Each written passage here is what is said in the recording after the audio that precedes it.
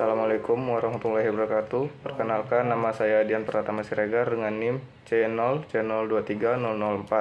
Di sini saya akan menampilkan materi tentang penyusunan anggaran konvensional. Sistem anggaran konvensional atau pengharga-pokokan tradisional adalah suatu cara penyusunan anggaran yang tidak didasarkan atas pemikiran dan analisa rangkaian kegiatan yang harus dilakukan untuk mencapai tujuan yang telah ditentukan.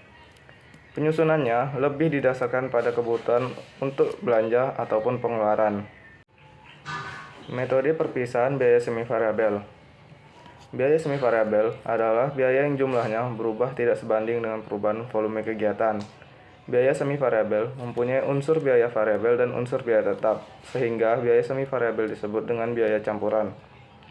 Perpisahan biaya semivariabel mempunyai 4 metode. 1. Metode perkiraan langsung.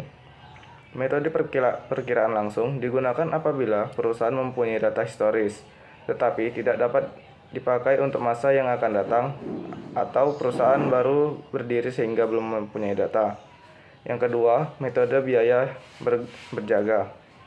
Metode biaya berjaga dalam dunia nyata sulit diterapkan karena tidak beroperasional pabrik selama menjaga biaya tetap merugikan perusahaan. Metode korelasi.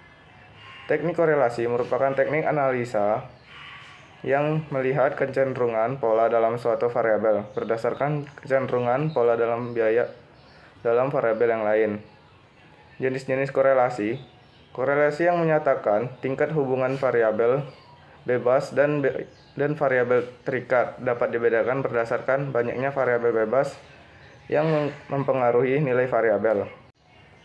Metode titik tertinggi dan terendah atau high and low point method merupakan metode untuk memisahkan biaya semivariabel menjadi biaya variabel dan biaya tetap dengan cara mencari selisih antara tingkat biaya atau satuan tertinggi dengan tingkat biaya dan satuan terendah.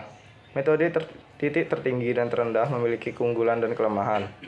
Keunggulannya, metode ini sangat sederhana sehingga mudah diperhitungkan dan dipakai. Sedangkan kelemahannya adalah kurang teliti dan cermat karena hanya didasarkan pada dua tingkatan kapasitas yang ekstrim, yaitu tertinggi dan terendah. Tingkat kapasitas yang lain tidak dipertimbangkan. Langkah penyusunan anggaran biaya produksi. Yang pertama, menyusun data produk dalam unit berupa data produk dihasilkan dan diproduk diproses. Tahap kedua, menyusun biaya produksi dibebankan untuk menghitung biaya produk diproses berupa biaya produk dalam proses awal dan produk masuk produksi periode ini. Tahap ketiga, menyusun biaya produksi diperhitungkan untuk menghitungkan biaya produk selesai dan produk dalam proses akhir. Kelemahan anggaran konvensional. Yang pertama, hubungan yang tidak memadai antara anggaran tahunan dengan rencana pembangunan jangka panjang. Yang kedua, pendekatan inkremental menyebabkan sejumlah besar pengeluaran tidak pernah diteliti secara menyeluruh efektivitasnya. Yang ketiga, lebih berorientasi pada input daripada output. Hal tersebut menyebabkan anggaran tradisional tidak dapat dijadikan sebagai alat untuk membuat kebijakan dan pilihan sumber daya atau memonitor kinerja. Yang keempat, sekat-sekat antara departemen yang kaku membuat tujuan nasional secara keseluruhan sulit dicapai. Yang kelima, anggaran terpisah untuk mengeluarkan rutin dan pengeluaran modal atau investasi.